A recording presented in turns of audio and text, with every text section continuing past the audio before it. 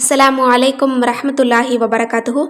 இன்னைக்கான வீடியோவில் தொழுகை முடிந்த பிறகு நாம் ஒவ்வொருவரும் அவசியமாக ஓத வேண்டிய, இன்னும் நபி ஸல்லல்லாஹு அலைஹி வஸல்லம் அவங்க வழக்கமாக ஓதிய, இன்னும் நம்முடைய துவாக்களுக்கு இருக்கக்கூடிய தடைகளை நீங்கி அனைத்து துவாவும் கபூலாகக்கூடிய, இன்னும் ஏராளமான நன்மைகளை அல்லாஹ் தஆலா நமக்கு கொடுக்கக்கூடிய அற்புதமான திக்ருகளை தான் பார்க்க போகிறோம். இது ஒவ்வொன்றுமே மிக மிக எளிதானது.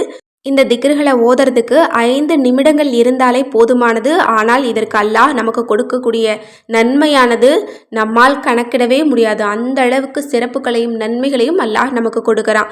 அதுவும் நம்ம இந்த ரமலான் மாதத்தில் நம்ம ஒரு அமல் செய்கிறது அப்படிங்கிறது நமக்கு அல்லாஹ் தஆலா பலவிதமான நன்மைகளை நமக்கு கொடுக்குறான்.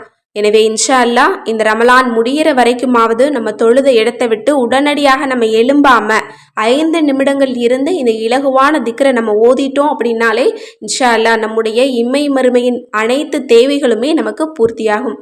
அந்த இலகுவான திக்ரு என்ன அப்படின்னா, முதல்ல அஸ்தகுஃபிருல்லாஹ் அப்படின்னு 3 முறை சொல்லணும். வெறும் 3 முறை தான். ஆனால் இதை எந்த முறையில் சொல்லணும் அப்படின்னா, நம்முடைய பாவங்களை நினச்சி வருந்தி அல்லாஹ்வை மனதால் உணர்ந்து அதை நாவால் நம்ம சொல்கிறதுக்கு பேர் தான் அஸ்தகுஃபிருல்லாஹ், அதாவது பாவ மன்னிப்பு தேடுறது. நம்ம ஒரு முறை சொன்னால் கூட நம்முடைய பாவங்கள் அனைத்தையுமே அல்லாஹ் தஆலா மன்னிச்சிடறான். பாவங்கள் செய்யாத மனிதரை போன்று அல்லாஹ் நம்மளை மாற்றிடுறான்.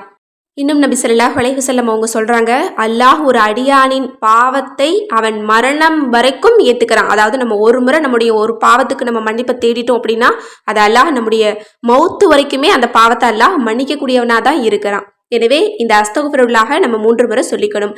அடுத்தது நமது ரசூலுல்லாஹி ஸல்லல்லாஹு அலைஹி வஸல்லம் அவங்க வழக்கமாக ஓதுனது அப்படிங்கிறது இந்த ஒரு துவா தான். அல்லாஹும்ம அன்த சலாம் ஒமின்க சலாம் தபாரக்த யாதல் ஜலாலி வல்லிக்ராம். இதனுடைய பொருள் என்ன அப்படின்னா, அல்லாஹ்வே நீ சாந்தியானவன், உன்னிடமிருந்தே சாந்தி உருவாகிறது, நீ பரக்கத் வாய்ந்தவன், இன்னும் மகத்துவமும் கண்ணியமும் பொருந்தியவன். இந்த ஒரு துவாவை நமது நபி ஸல்லல்லாஹு அலைஹி வஸல்லம் அவங்க ஒரு முறை ஓதக்கூடியவங்களாக இருந்திருக்காங்க. எனவே நம்ம இதை ஒரு முறை ஓதிக்கணும். இன்னும் இந்த துவாவை நம்ம ஒவ்வொரு தொழுகையிலும் நம்ம ஓதுறது அப்படிங்கிறது அடுத்த தொழுகைக்கு இடையில அல்லாஹ் தஆலா நம்முடைய உள்ளத்துல கஷ்டங்களை நீக்கிடுறான். நம்முடைய மனதிற்கு அமைதியும் நிம்மதியும் கொடுக்குறான். ஏன்னா நம்ம அல்லாஹ்வை அமைதியானவனையே நம்ம அழைக்கிறோம். அதனால அதற்கான தன்மைக்குரிய பலனை அல்லாஹ் நிச்சயம் நமக்கு கொடுத்துருவான். அதுவும் இந்த ஒரு துவாவில் துவாக்கள் கபூலாகக்கூடிய இஸ்மே ஆசம் அப்படின்னு சொல்லக்கூடிய யாதல் ஜலாலி வல்லிக்ராம் அப்படிங்கிற அல்லாஹ்வினுடைய சிறந்த ஒரு பெயர் இடம்பெறுது. எனவே இந்த பெயரை கொண்டு இந்த துவாவை நம்ம ஓதிட்டு நம்ம கேட்கக்கூடிய துவாக்கள் அனைத்தையுமே அல்லாஹ் தஆலா நமக்கு கபூல் செய்கிறான். எனவே இதை நம்ம ஒரு முறை ஓதிக்கணும். அடுத்தது சுபஹானல்லாஹ், அல்ஹம்துலில்லாஹ், அல்லாஹு அக்பர். இது ஒவ்வொன்றையுமே நம்ம 33 முறை நம்ம ஓதிக்கணும். இந்த திக்ர்களுக்கு ஏராளமான சிறப்புகள் சொல்லப்படுது. நம்மள பலருமே இதை நம்ம தெரிஞ்சு தான் வச்சுருக்கோம். ஏன்னா இதை ஒவ்வொரு முறை நம்ம சொல்கிறதுக்குமே அல்லாஹ் நமக்கு தர்மம் செய்த நன்மையை கொடுக்குறான். இன்னும் நம்ம ஒவ்வொரு முறை சொல்கிறதுக்கும் அல்லாஹ் நமக்கு 100 நன்மைகளை கொடுக்குறான், 100 பாவங்களை மன்னிக்கிறான். இன்னும் நமக்கு சொர்க்கத்தில் ஒரு மரம் நடப்படுது. இன்னும் இதனுடைய சிறப்பை சொல்லக்கூடிய வகையில் ஒரு ஹதீஸை நம்ம சுருக்கமாக நம்ம பார்க்கலாம். நபி ஸல்லல்லாஹு அலைஹி வஸல்லம் அவங்க கிட்ட வந்து ஏழை தோழர்கள் வந்து கேட்குறாங்க, யா ரசூலல்லாஹ், நாங்களும் தொழுகிறோம், நோன்பு வைக்கிறோம், இதே போல தான் செல்வந்தர்களும் தொழுகிறாங்க, நோன்பு வைக்கிறாங்க. ஆனால் அவங்க கிட்ட இருக்கிற பொருளாதாரத்தை வச்சு அவங்க ஹஜ் செய்கிறாங்க, இன்னும் ஏழைகளுக்கு தர்மம் கொடுக்குறாங்க. அந்த அமல்களை எங்களால் செய்ய முடியலையே, அந்த நன்மையை நாங்கள் எந்த அளவு சம்பாதிக்க முடியும், எதை கொண்டு சம்பாதிக்க முடியும் அப்படின்னு கேட்குறாங்க. அதற்கு நமது நபி ஸல்லல்லாஹு அலைஹி வஸல்லம் அவங்க சொல்கிறாங்க, 33 முறை இறைவனை துதியுங்கள், 33 முறை இறைவனை புகழுங்கள், 33 முறை அல்லாஹ்வை பெருமைப்படுத்துங்கள், இதுவே போதுமானது. அதாவது நம்ம இந்த 3 திக்ருகளை ஓதுறது அப்படிங்கிறது ஹஜ் செய்யக்கூடிய நன்மையும் அல்லாஹ் நமக்கு கொடுத்துட்றான்.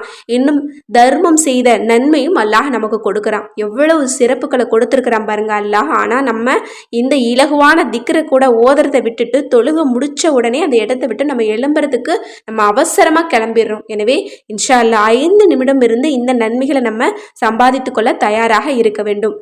இன்னும் இந்த 3 திக்ருகளை நம்ம 10 முறை ஓதிட்டு, ஒவ்வொன்றையும் 10 முறை ஓதிட்டு நம்முடைய துவாக்களை கேட்டோம் அப்படின்னா கபூல் ஆகும் அப்படின்னு நசை அப்படிங்கிற நூலில் பதிவாயிருக்கு. எனவே இந்த ஒரு திக்ரை ஓதுறதின் காரணமாக நம்முடைய துவாக்களும் நமக்கு கபூல் ஆகுது. அடுத்தது லா இலாஹ இல்லல்லாஹு வஹ்தஹு லா ஷரீக லஹு லஹுல் முல்கு வலஹுல் ஹம்து வஹுவ அலா குல்லி ஷைஇன் கதீர். அதாவது களிமா தௌஹீத் 4ஆம் களிமாவை நம்ம ஒரு முறை ஓதிக்கணும். இதையும் நபி ஸல்லல்லாஹு அலைஹி வஸல்லம் அவங்க வழக்கமாக தொழுக முடிச்ச பிறகு ஒரு முறை ஓதக்கூடியவங்களாக இருந்திருக்காங்க. ஏன்னா இந்த ஒரு களிமாவை ஓதுறதுக்கும் அல்லாஹ் தஆலா பலவிதமான நன்மைகளை கொடுக்குறான். நம்ம ஒரு முறை ஓதனாலே நமக்கு 100 நன்மைகளை அல்லாஹ் எழுதுறான். இன்னும் 100 பாவங்களை அல்லாஹ் தஆலா மன்னிக்கிறான்.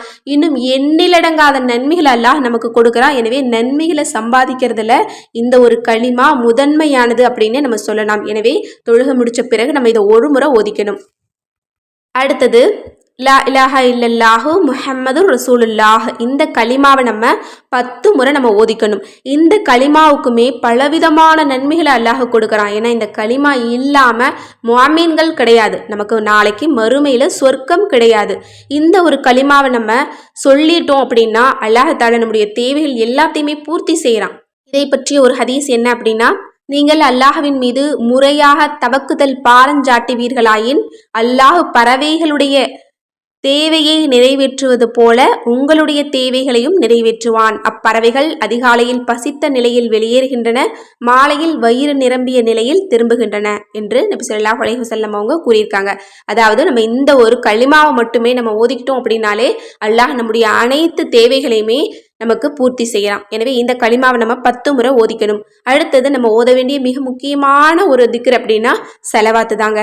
இந்த செலவாத்திற்கு எண்ணடங்காத சிறப்புகளை அல்லாஹ் நமக்கு கொடுக்குறான். ஏன்னா நம்ம செய்யக்கூடியதுலேயே அல்லாஹ் மிகவும் விரும்பக்கூடியது அப்படின்னா செலவாத்து தான்.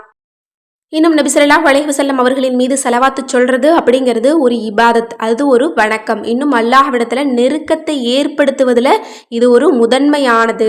இன்னும் துவா கேட்குற போது நம்ம ஸலவாத்தை கொண்டு வசீலா நம்ம தேடலாம். இதற்கு மார்க்கத்தில் அனுமதிக்கப்பட்டிருக்கு. அதாவது அல்லாஹ்வே முஹம்மது நபி ஸல்லல்லாஹு அலைஹி வஸல்லம் அவர்களின் மீது நான் சொல்லும் ஸலவாத்தை கொண்டு எனது துன்பத்தை துடைப்பாயாக, கஷ்டத்தை அகற்றுவாயாக, இன்னும் என்னுடைய துவாக்களுக்கு பதில் தருவாயாக அப்படின்னு நம்ம அல்லாஹ்விடத்துல நம்ம கேட்கலாம். இதற்கு அல்லாஹ் உடனடியாக நமக்கு பதில் தருவான். அதாவது நம்முடைய துவாக்களுக்கு இருக்கக்கூடிய தடைகளை நீக்கி நம்முடைய துவாக்கள் கபூல் ஆகுவதில் ஸலவாத்து முதன்மையானது. எனவே இந்த ஸலவாத்தை நம்ம 10 முறை நம்ம ஓதிக்கலாம். எனவே இன்ஷா அல்லாஹ் இதில் சொல்லக்கூடிய 8 விதமான திக்ருகளை நீங்கள் 5 நிமிடத்தில் நீங்கள் ஓதி முடிச்சிடலாம். மிக மிக இலகுவான திக்ரு தான். எனவே இன்ஷா அல்லாஹ் இந்த ரமலான் மாதத்திலாவது இந்த நன்மைகளை சம்பாதித்து கொள்ளக்கூடிய இலகுவான திக்ரை ஒவ்வொரு தொழுகைக்கு பின்னுமே நம்ம ஓதக்கூடியவங்களாக நம்ம இருக்கணும். எனவே இன்ஷா அல்லாஹ் இந்த இலகுவான திக்ரை ஓதி நம்முடைய துவாக்களுக்கு பதிலையும் இன்னும் எண்ணிலடங்காத நன்மைகளையும் பெற்றுக்கொள்ள எல்லாம் வல்ல அல்லாஹ் நம் அனைவருக்குமே நற்கிருபை செய்வானாக. ஆமீன் என்று கூறி இந்த பதிவை நிறைவு செய்கிறேன். இந்த விஷயங்கள்லாம் உங்களுக்கு பிடிச்சிருந்தது அப்படின்னா இந்த சேனலை லைக் பண்ணுங்க, ஷேர் பண்ணுங்க, கமெண்ட் பண்ணுங்க, கண்டிப்பாக சப்ஸ்கிரைப் பண்ணுங்க. அஸ்ஸலாமு அலைக்கும் ரஹ்மத்துல்லாஹி வபரகாத்துஹு.